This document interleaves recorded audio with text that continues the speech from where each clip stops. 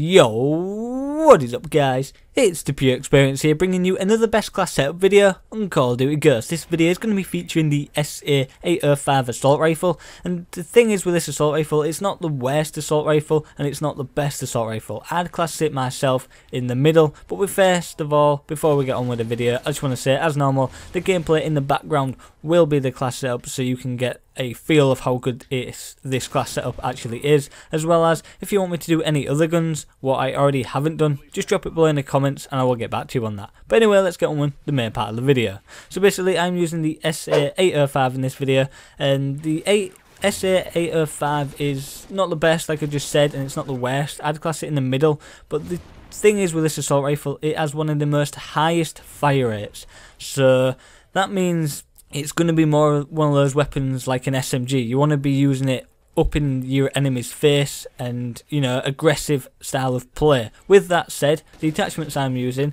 foregrip and muzzle brake. Foregrip is going to stop the recoil, the vertical recoil. As you know, this gun has the most recoil, or no, the highest fire rate, therefore is going to recoil significantly more. So if you use foregrip, you're going to stop that vertical recoil, so you're going to stop that bounce and get a more accurate shot at certain range. With that said, again, is muzzle brake will help you along that side as well. So I'm using muzzle brake. Muzzle brake will give you that extra distance without the recoil. So if you're not using muzzle brake, this gun is going to recoil at range a lot more than it should. So I'd use muzzle brake, therefore it's going to give you that more accuracy at range and less recoil.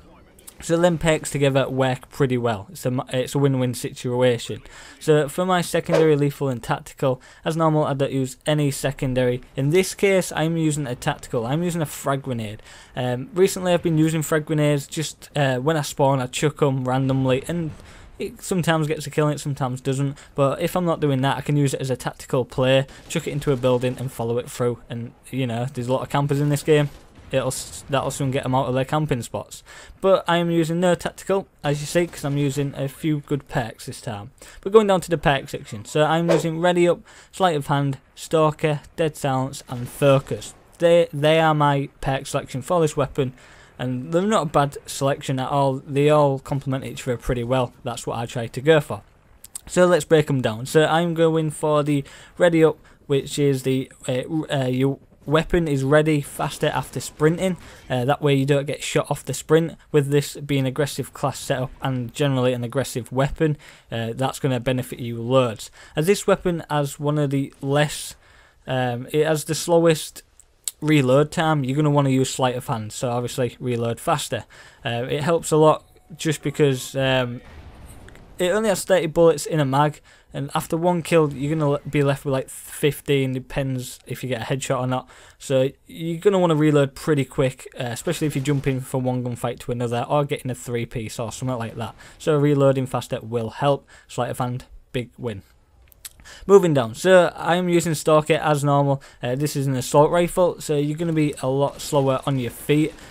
You can use agility for this, but instead of that I thought I'd use Stalker. That way I can move faster while aiming in, and it's a big win again. It helps a ton because you're a harder target to hit when you are moving, especially strafing left and right while shooting someone.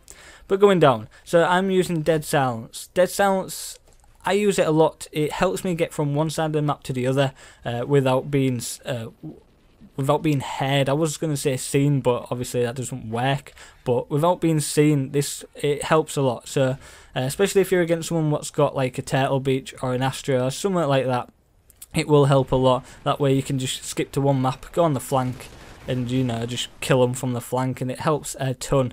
I use this on most of my classes. And the last perk I always use, you know what it is focus. Focus is a must have regardless. It is one of those perks which is just going to help you win 9 out of 10 gunfights every time, depending whether the enemy is using it.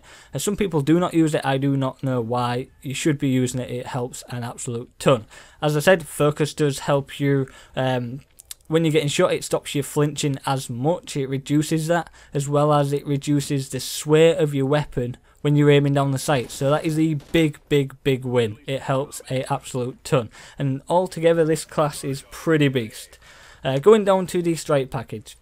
So nothing special. I don't have any set strike packages. I just go with whatever floats my boat. Sometimes I'll go high, sometimes I'll go low. I just don't go ridiculously high like something like the Loki, because the Loki is crap. It's so awkward and so clunky to use. I just settle with a simple 359 streak, which is Satcom, Guard Dog and Battle Hand. As you know, Battle Hand is one of the most OP kill streaks.